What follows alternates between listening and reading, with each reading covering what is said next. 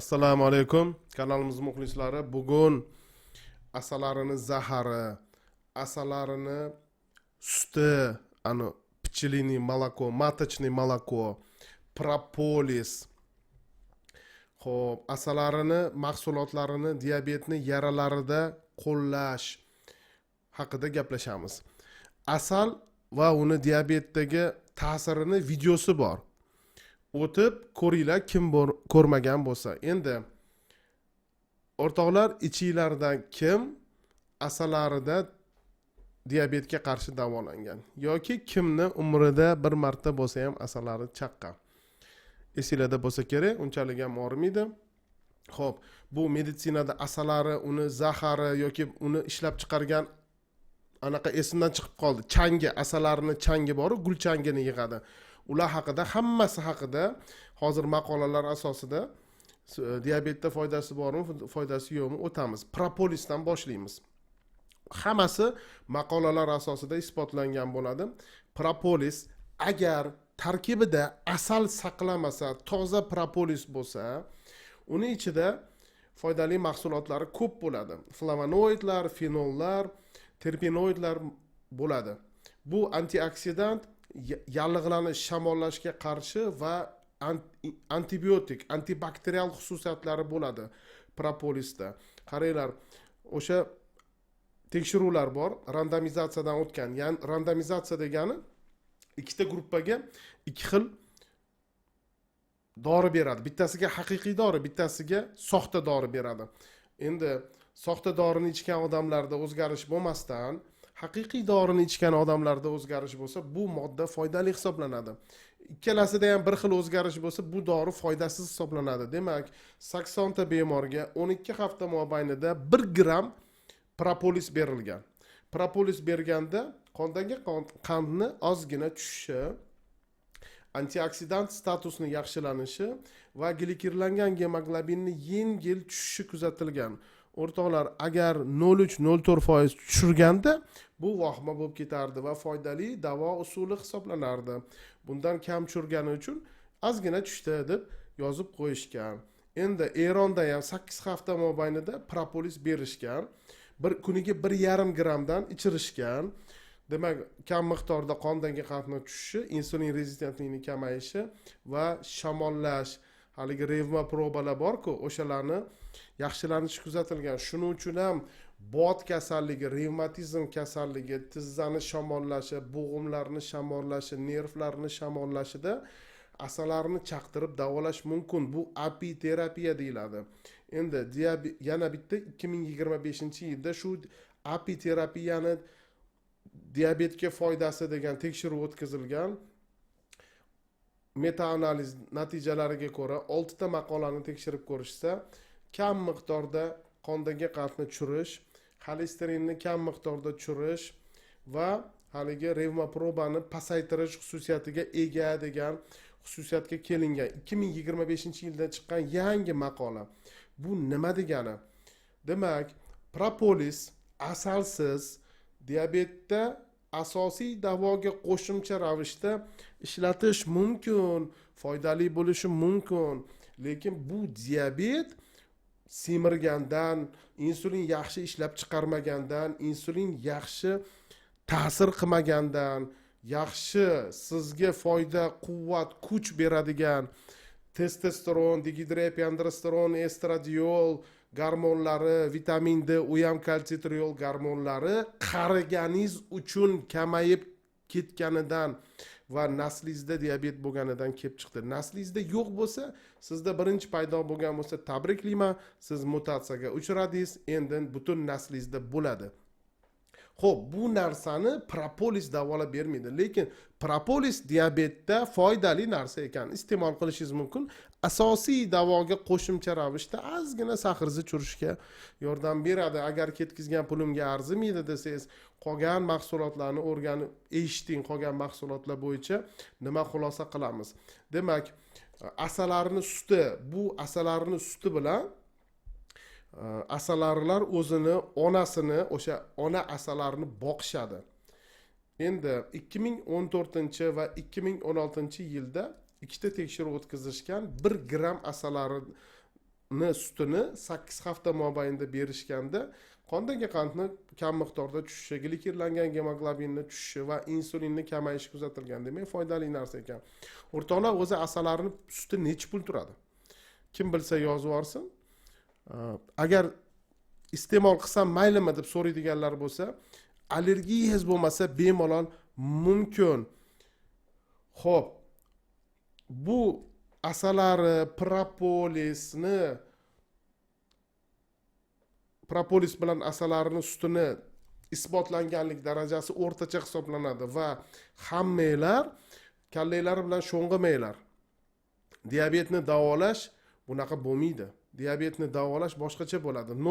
Asalarini sutini ham, propolisni ham diabetga foydasi bor ekan. 2024-yilda Nutrients jurnalida chop etilgan maqolada asalarini suti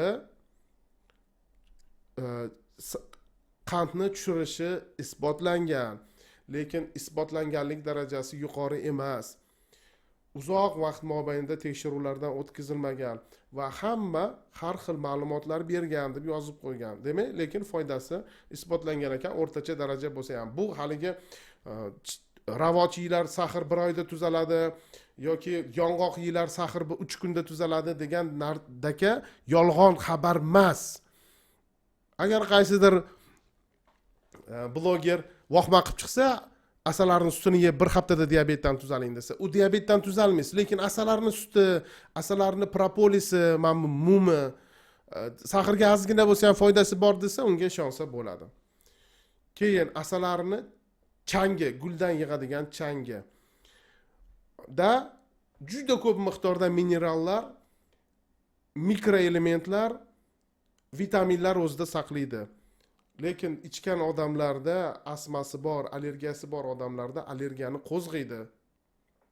Kimda allergiya bo'lmasa, bir choy qoshiqdan bemalol mana bu qish kunlarida vitamin yetishmovchilik, mikroelement yetishmovchilikni oldini olish uchun ishlatishi mumkin.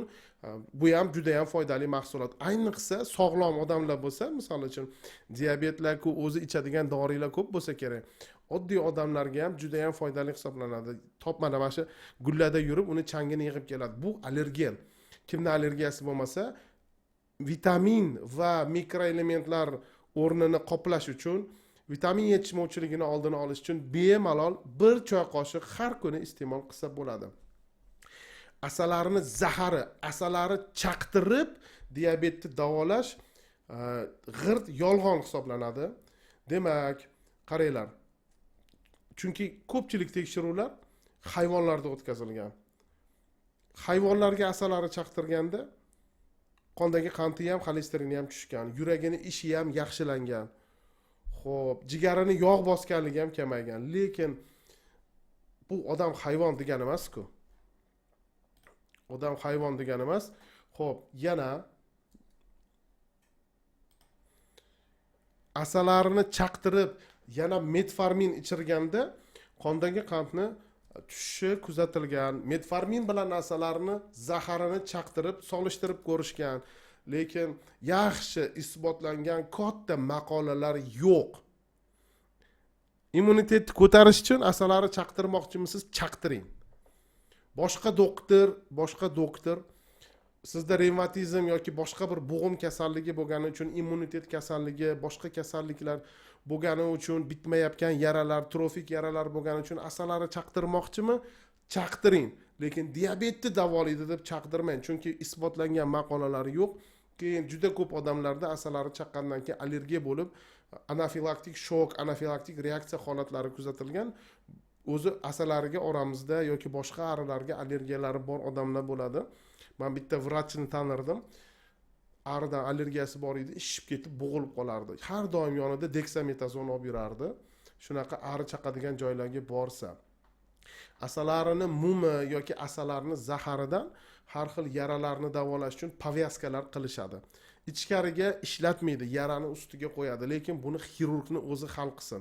Mustaqil ravishda yara bo'lib qolsa, asalarini o'sha povyaskalarni yoki zaharini ishlatmaylar, alohida ruxsat yo'q. Demak, asalarni chaqtirishni isbotlangan dalili yo'q ekan. Asalari changini vitamin yetishmovchiligi uchun ishlatsa bo'lar ekan, allergiyasi bo'lmasa, asalarini mumi, demak, agar asalsiz bo'lsa, ozgina bo'lsa ham yordam berar ekan, asalarini malakosi, matочный malakosi ozgina bo'lsa ham yordam berar ekan. Ikkitasi foydali ekan, ikkitasi endi isbotlanmagan ekan. Mana nimasi qolib ketdi asalarini? Asalning o'zini foydasi yo'q. Asal qondagi qandni oshiradi, millionta yomon narsa ta'sirlari bor. Diabetda asal mumkin emas. Qaysi domla, qaysi bloger, qaysi vrach aytib chiqsa ham ishonish yo'q. Aytib qo'ying. Asal shifo, misol uchun hadislar bor, oyat kelgan yoki boshqa bir mahsulotlarga, misol uchun Rasululloh yaxshi ko'rganlar sallallohu alayhi vasallam, yoki hadis bor yoki oyat bor, palonchi shayx aytib chiqdi degani, u diabetga tegishli emas. Diabetga tegishli emas. Bu narsalar sog'lom odamlarga foydali, oz miqdorda o'zini shartlari bor. Bitta narsani bitta oyatda eshitib olib yoki bitta hadisda eshitib olib, uni qaysi holatda kelgan, kimga kelganligini bilmasdan turib, o'zinglar xulosa qilmanglar. Agar misol uchun shu bir doktor bo'lsa ediki, yana uni ustiga bir u ham shayx bo'lsa edi, ustida-da, mana doktor bo'lsa-da, ilmi bo'lsa va o'sha shayxlar bilan o'tirib qolsa, bir muhokama qilsa, bir-biriga oyat dalillar keltirib, o'sha narigi shayxning gapi noto'g'riligini isbotlab bergan bo'lardi. Bunaqa muzokaralar yana bir-biriga to'g'ri kelmaydigan holatlarda umumiy xulosalar qilsa bo'lardi. Bu O'zbekistonda yo'q bunaqa odamlar, balki bordir Misrda yoki boshqa joyda, ham doktorda, ham olim. U misol uchun shular yig'ilib o'tirib shunaqa asal shifo desa, u diabetda uni zararligini isbotlab bersa, qolgan hamma shayxlar umumiy bir xulosaga kelardi. Shuning uchun har kimni ko'rib olib, unda bir tarkibini bilmasdan yoki bir yaxshi ma'lumotga ega bo'lmasdan uni ketidan ilgashib ketavermanglar. Ayniqsa shunaqa joylar borki, yaxshi doktor yo'q, lekin yaxshi domla bo'lishi mumkin. Foyda desa ishonib ketavermaymiz. Xullas, gapim ko'payib ketdi. Xayr. Ertagacha inshaalloh.